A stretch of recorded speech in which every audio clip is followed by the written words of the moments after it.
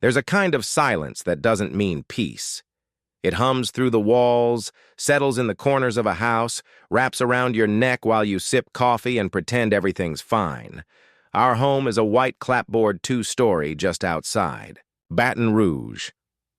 It has a wide porch with creaky floorboards, wind chimes on the left corner, and a wicker swing that groans every time you sit in it. It's the kind of house that looks perfect in pictures.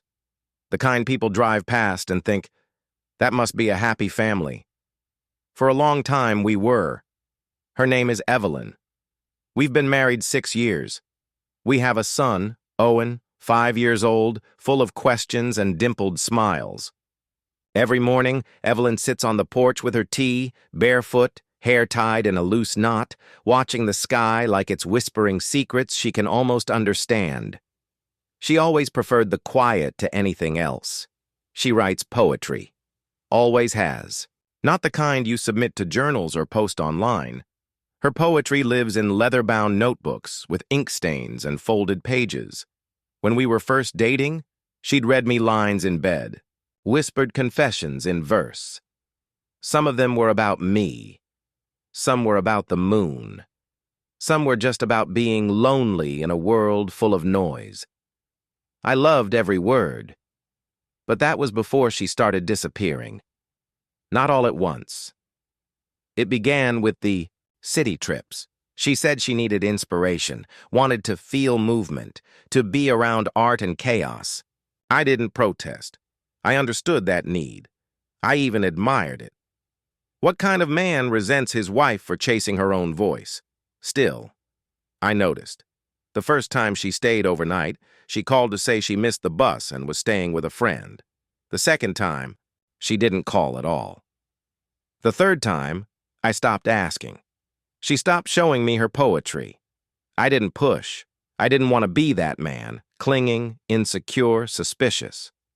But there was a tension between us, stretched tight like fishing line, just beneath the surface. I could feel it every time we touched, and she pulled away a fraction too soon. One afternoon, while looking for my phone charger, I opened the drawer on her side of the bed and found her latest notebook. I hesitated, but only for a second. The poems inside weren't about me. They weren't about Owen. They were about hands, foreign hands, and mouths that spoke in broken English. One line read, "He touches me like I'm made of glass, but wants me like fire." Another, "His voice curls around my neck. I don't understand the words. I understand everything else." I closed the notebook. My hands were shaking. When she got home that night, I didn't say anything. I made dinner, asked about her day, listened as she spoke in vague phrases and half smiles. She said she'd gone to a gallery. That's where she met him. She told me his name without my asking. "Lee Wen," she said, like it was nothing. "He owns a few properties in New Orleans. He's older, married, Chinese. He reads Tang poetry to me. Do you know what that is?" I nodded. I didn't. "He says my name like it's a secret," she added with a soft laugh, then picked up her glass of wine and stared at the ceiling. I couldn't breathe, not properly, not for a full minute. Finally, I asked the question I wasn't ready to hear the answer to. "Are you sleeping with him?" She didn't blink.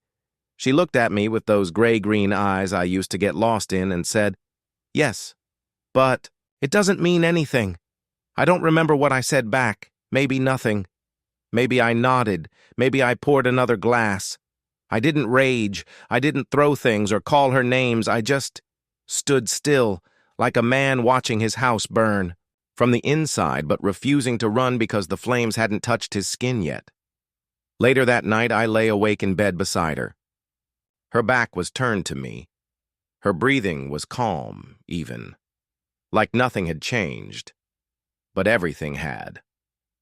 I stared at the ceiling for hours, trying to find a version of this story where she was still mine. But love doesn't end in screams. Sometimes it ends in silence, in the quiet click of a door closing softly, in the shift of a body moving further away on the mattress, in the smell of foreign perfume lingering on someone who used to smell like home. That night, I realized something. She hadn't left. But she was already gone. She never lied after that. She didn't hide anything, not really. There were no secret phone calls, no deleted messages or late-night whispers in the hallway. Evelyn moved through the house like someone who had already confessed the worst and found that nothing burned down, so she stopped pretending. She still came home. She still made dinner sometimes, still sat with Owen as he played with toy cars on the floor, still curled up in her reading chair by the window with a blanket and a book. But she was elsewhere, even. Her body moved differently, slow and dreamy, like her limbs had already let go of this place and were only here out of memory. Some nights, she smelled like another life. It was never obvious. Just a trace. Someone else's cologne on the sleeve of her sweater. A floral undertone I didn't recognize. Sometimes her hair was still damp, her cheeks flushed like she'd run through the rain. I never asked where she'd been.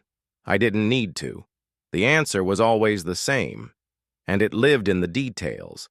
I began spending more time in the kitchen, not cooking, just being there.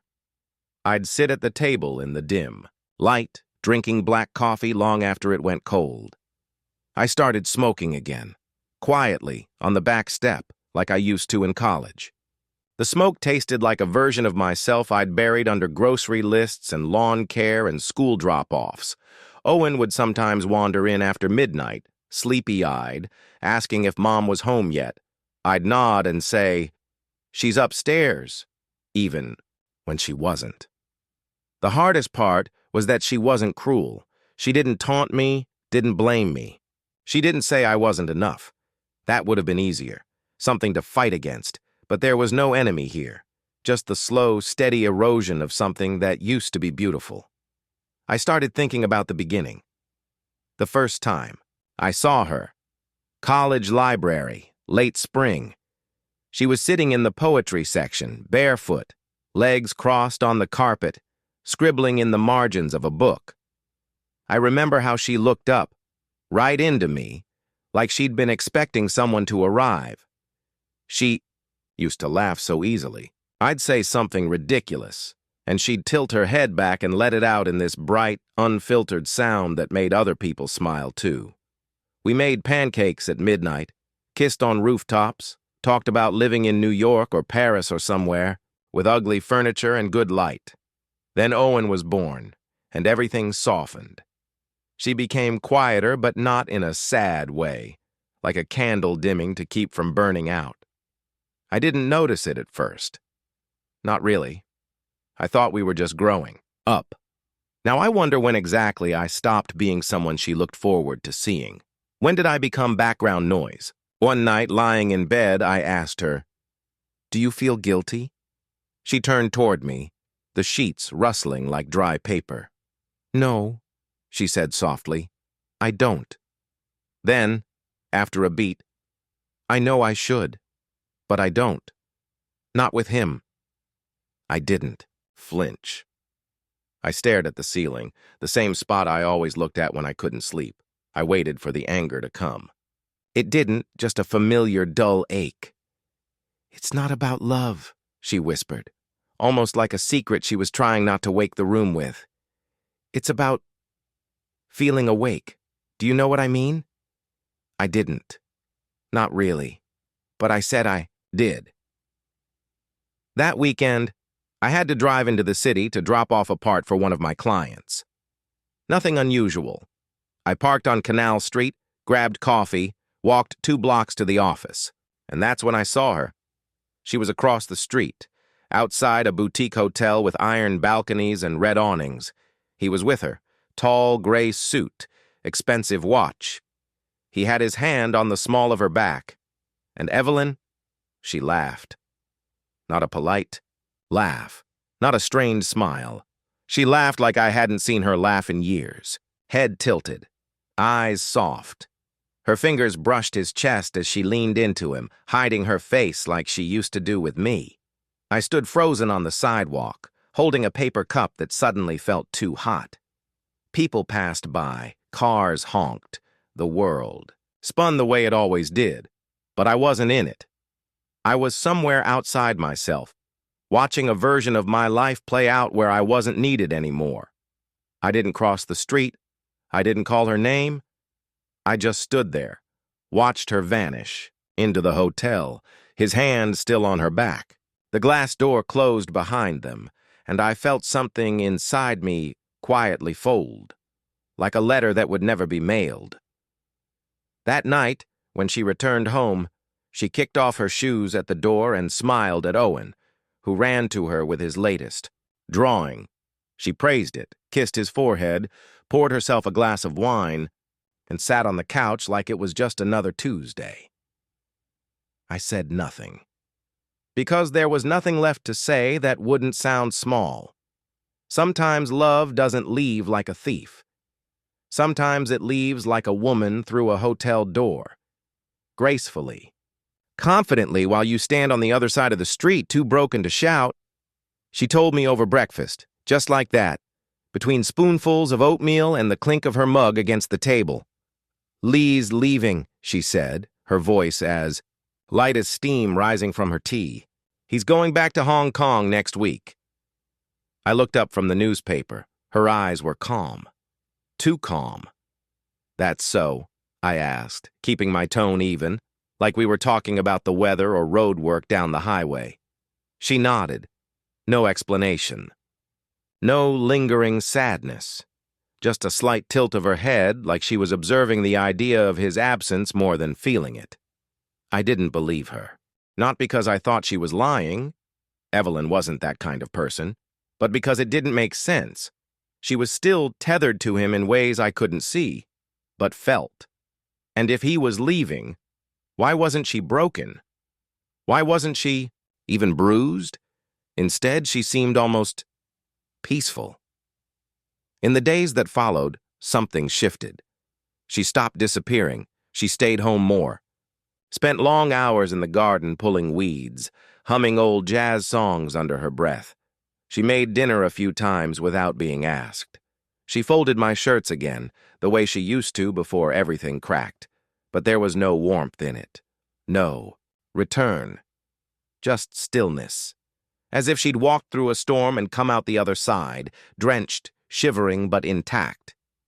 I watched her carefully, hoping to catch a flicker of regret, a shadow of longing for me. But her gaze no longer searched for mine. Not in the hallway, not across the dinner table, not even in bed. She didn't avoid me. She just didn't see me. It's strange how absence can exist inside presence. How someone can stand beside you, pour your coffee, ask how your day went, and still not be there. I began to wonder if this was the final stage of things. Not rage, not pain, just dissociation. As if we were both ghosts in the same house, drifting past one another with polite nods and no need for touch. One night, after weeks of sleeping on opposite edges of the bed, she turned to me. No warning, no words. She rested her head on my chest, her hand on my ribs, her breath warm against my collarbone. I didn't move. My arm stayed at my side, unsure if it was allowed to remember her. I closed my eyes and tried to believe it was real, that this was her, that she had come back. But it wasn't. She felt like a memory, like a version of Evelyn I once held beneath street lamps and summer skies, long before poetry turned into silence. I didn't ask her why. I just listened to the rhythm of her breathing, steady and distant, like waves somewhere far beyond our walls. That same week, I found one of her old notebooks, not hidden, just left casually on the kitchen counter, spine cracked and pages half open. Inside, between smudged verses and torn corners, I saw a passage scribbled in pencil. He touched me like he wanted to know what sadness felt like. But I think I was the one doing the reaching. I think I wanted to be unmade and remade in a language I didn't speak.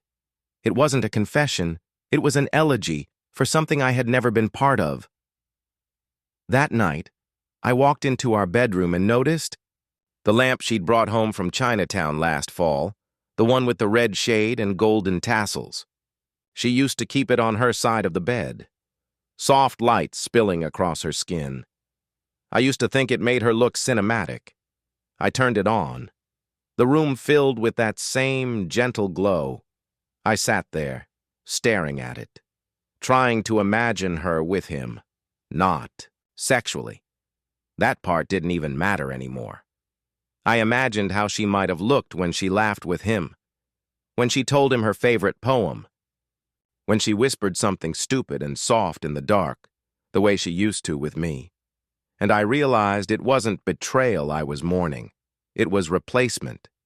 She had given the best of herself to someone else.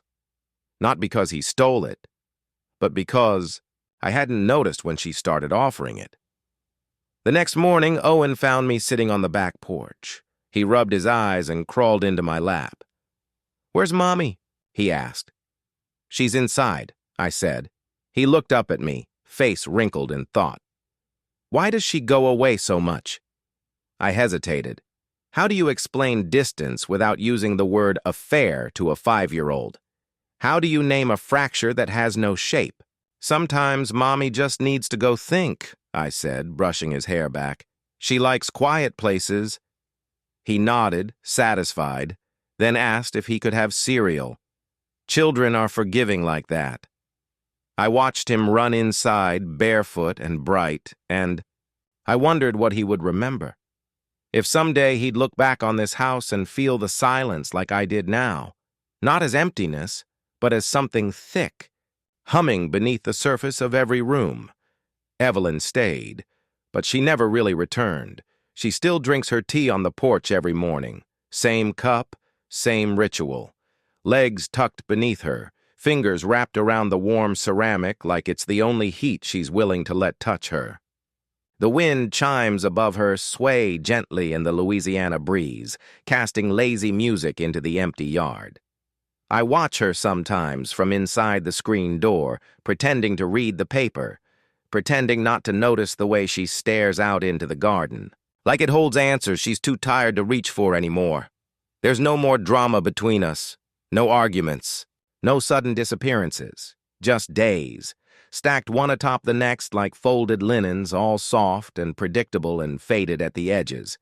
She cooks when she wants to. She kisses our son on the forehead and smiles at the things he says. She lies beside me in bed without touching me, and I no longer flinch at the distance. It's just how things are now. Our life looks ordinary. The bills get paid, groceries show up in the fridge, the dog gets walked, the neighbors wave. Sometimes I think we've become experts in performance, two people reciting lines from a play we stopped believing in years ago. We say good morning, we say good night. We even ask how the other is doing from time to time. And we both lie. I've stopped trying to decode her silences. They're not filled with anger anymore, just vacancy. She doesn't look at me the way she once did, but she also doesn't look away in shame or pity. That would imply emotion. What's between us now is colder. It's indifference painted in domestic beige, and I wonder more often than I'd like to admit why I stayed.